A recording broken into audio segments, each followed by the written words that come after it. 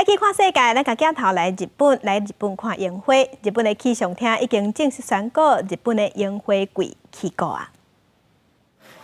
伫全国新社即场染井吉野樱树仔顶的花苞已经有几类盛开啊！日本气象厅的官员嘛随宣布好消息。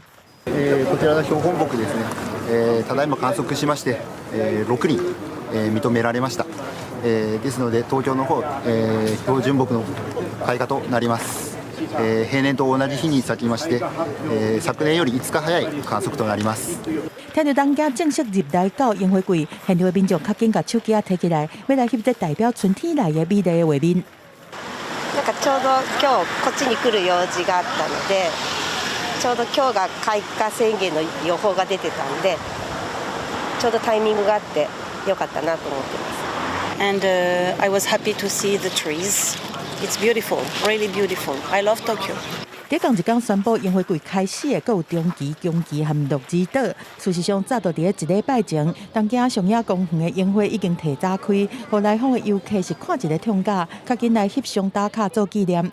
日本气象专家分析，因为连续几天气温回暖，会当帮助樱花花苞成长，互开花进度变较紧。